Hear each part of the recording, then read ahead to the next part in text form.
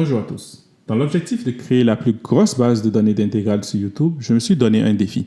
Calculer 100 intégrales en un mois. Et ça, c'est la 49e intégrale. L'intégrale de x à la puissance 3 moins 6 divisé par x à la puissance 3 facteur de x moins 2, dx. On va utiliser les techniques de décomposition en éléments simples pour calculer cette intégrale. Ces techniques nous disent quoi? Je prends mon intégrande qui est là, c'est-à-dire x à la puissance 3 moins 6 divisé par x à la puissance 3 facteur de x moins 2, que je peux réécrire sous la forme de a divisé par x plus b divisé par x au carré plus c divisé par x à la puissance 3 plus d divisé par x moins 2. Et là, dès que j'obtiens les valeurs de a, b, c et d, mon problème est résolu parce que je sais exactement comment calculer l'intégrale de chacun de cela. Mais comment est-ce que je détermine les valeurs de a, b, c et d? Il existe différentes méthodes. L'une des méthodes consiste simplement à rendre au même dénominateur et à faire une identification. Mais je trouve que cette méthode est relativement longue.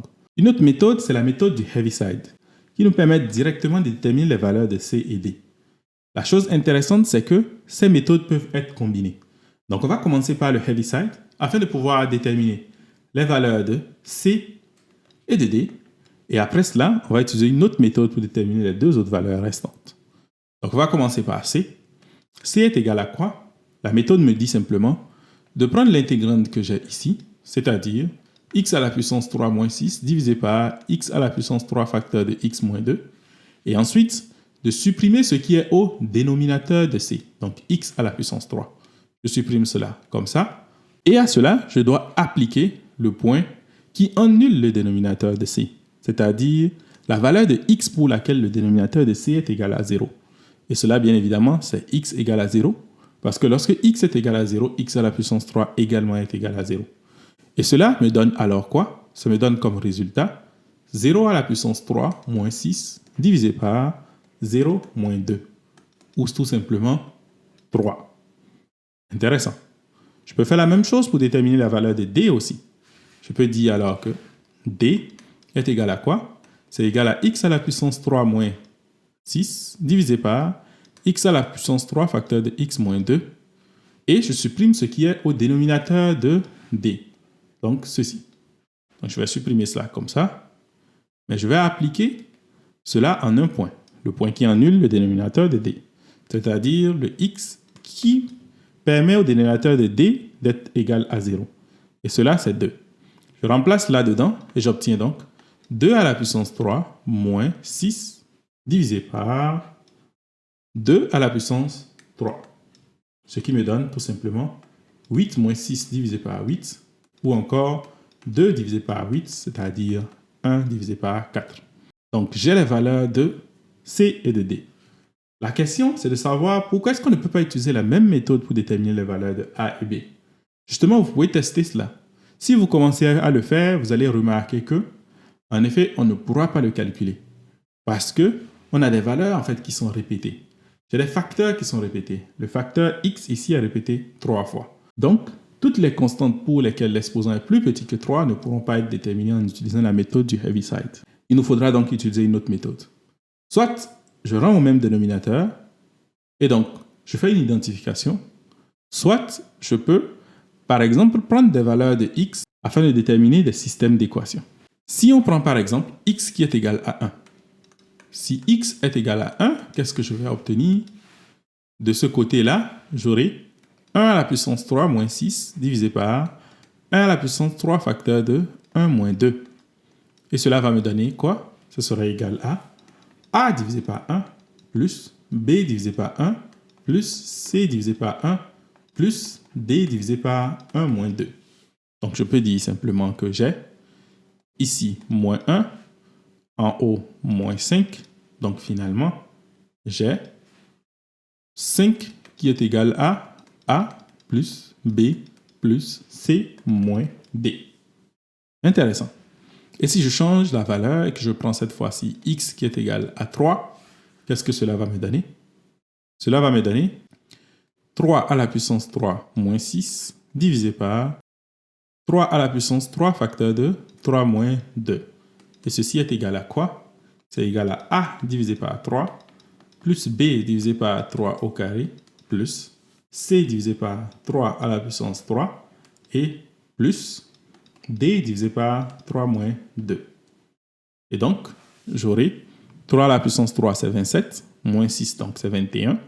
J'aurai 21 divisé par 27, qui est égal à a divisé par 3, plus b divisé par 9, plus c divisé par 27, plus d.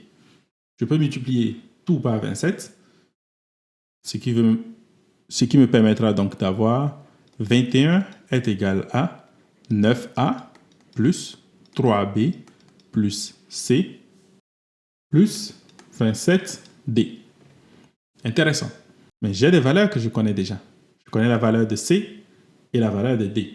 Donc je vais remplacer cela. C est égal à 3 et D est égal à 1 quart. Donc ça veut dire que ceci est égal à 3 et ceci est égal à 1 divisé par 4. J'aurai alors, même chose, ceci est égal à 3 et ceci est égal à 1 quart. Je remplace tout cela dedans et donc j'obtiens A plus B est égal à 5 moins 3 plus 1 quart.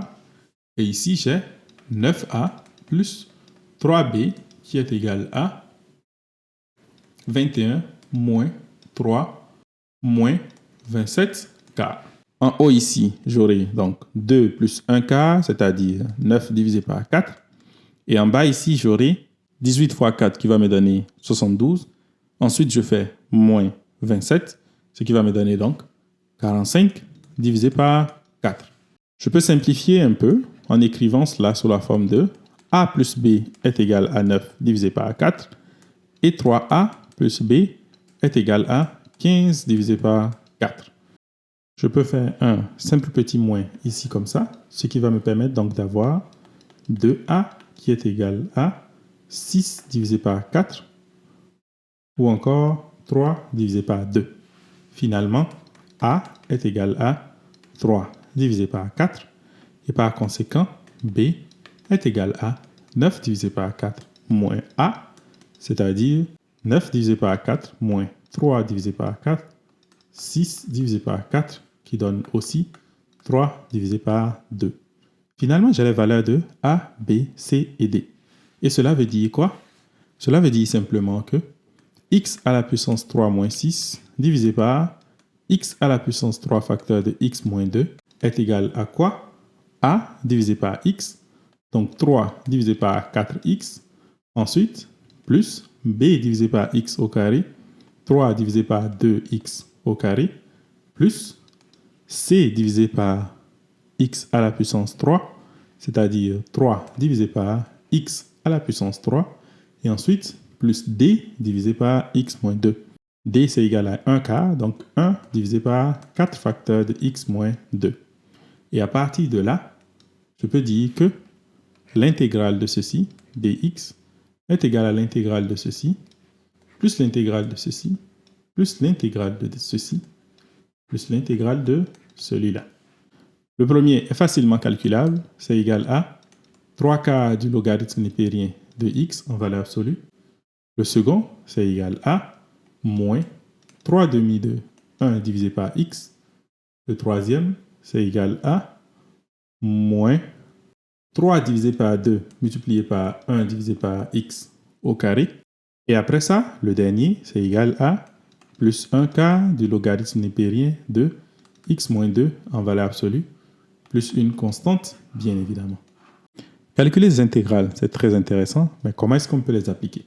Si vous voulez voir cela, nous calculons une intégrale impropre, l'intégrale entre 0 et plus l'infini, de x dx divisé par 1 plus x au carré.